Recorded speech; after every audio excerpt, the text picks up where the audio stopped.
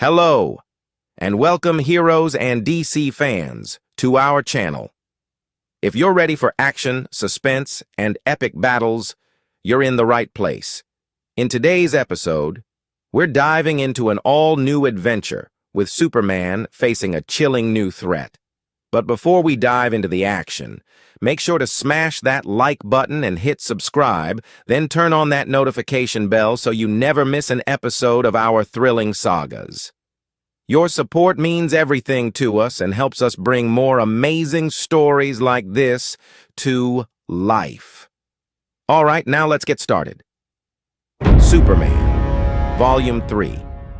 Previously on Superman, Metropolis lies in ruins after an unprecedented attack by strange alien beings. These creatures, destructive and relentless, have left devastation in their wake. Yet the true source of Superman's turmoil isn't just the destruction, it's the whispers of Krypton that these aliens utter. Seeking solace, Clark Kent, as Superman, flew to Kansas, descending gently into a quiet cemetery.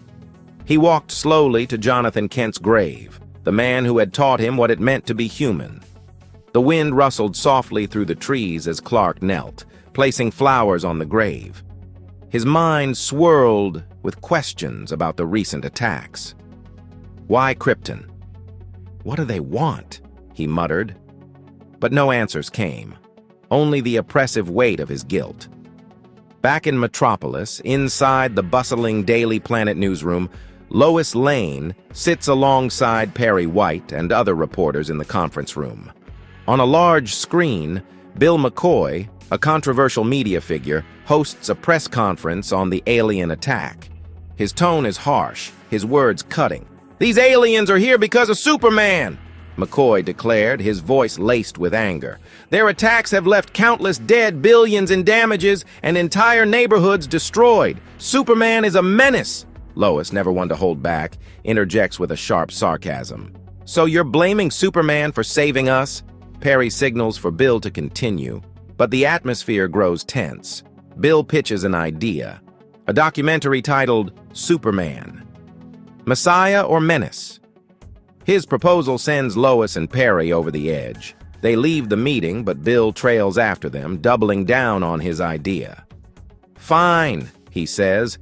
"At least let me do a report on the Hobbs Bay residents who lost their homes in the battle." Lois reluctantly agrees, but asks, "Who's supposed to cover this?" Bill replies, "Clark Kent, but he's late." Again. Perry scowled and pulled out his phone, dialing Clark. At the Kansas cemetery, Clark stood silently by Jonathan Kent's grave, lost in thought, when his phone buzzed in his pocket. He answered, and Perry's irritated voice boomed on the other end. "Clark, where are you? You're late. You were supposed to be at Hobbs Bay an hour ago." Clark's eyes widened as he realized his mistake. "Sorry, Chief. I'm on my way." He hung up, adjusted his glasses, and quickly transformed into Superman. With a burst of speed, he flew toward Metropolis. Meanwhile, at the ruined neighborhood of Hobbs Bay, reporters Jimmy Olsen, Heather, and Miko wait in the wreckage of Hobbs Bay, the site of Superman's clash with the fiery alien. Jimmy, frustrated by Clark's absence, vents his anger. But Heather defends Clark, hiding her affection for him. Suddenly, an eerie glow engulfs Heather. She gasps as an unseen force penetrates her body, her eyes shimmering with an alien energy. Back at the Daily Planet, Lois monitors the newsroom's operations. Everything seems normal until an emergency broadcast interrupts. A deadly ice storm has erupted in the heart of Metropolis, freezing everything in its path. Superman arrives at the scene, facing a tempest that seems alive. The storm lashes out, slamming him into nearby buildings. As he steadies himself, his ultraviolet vision reveals a horrifying truth. The storm is freezing the very marrow of its victims. Superman immediately leaped into the air and flew above the storm, scanning its core with his ultraviolet vision. Through the swirling icy winds, he spotted the source of the chaos, a towering alien figure standing at the eye of the storm. It expanded its icy grip on the city, freezing skyscrapers and even a news helicopter flying too close. Superman sped toward the falling aircraft, catching it just before it hit the ground. But as he set it down safely. But his heart sinks as he sees the ice storm had reached the Daily Planet building. Superman's vision pierced the icy walls, and he saw Lois Lane and his colleagues frozen inside. Anger surged through him as he turned his focus back to the ice creature. Superman flew straight toward the icy entity, his fists clenched. The creature spoke, its guttural voice echoing in the alien tongue he had heard before. The mention of Krypton fueled his fury. With ultraviolet vision, Superman peered into the creature and froze. Inside its icy core, he saw Heather. Her face was pale, her body seemingly fused with the alien. The realization struck him like a blow.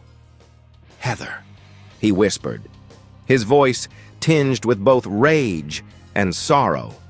His eyes blaze red, unleashing twin beams of heat vision that strike the creature. The ice cracks, revealing Heather's terrified face. But before Superman can free her, the creature detonates in a massive explosion, throwing him to the ground. When the chaos settled, the storm was gone, and the ice covering the city began to melt. Civilians emerged from their frozen prisons, confused but alive. Jimmy and Miko rush to Superman, who slowly rises, scanning the area for Heather. But she was gone. High above the city, on a rooftop cloaked in shadow, a group of mysterious figures watched the aftermath. Their eyes glowed with the same alien energy that had possessed Heather. Moments later, Heather appeared among them, her once familiar face now devoid of emotion.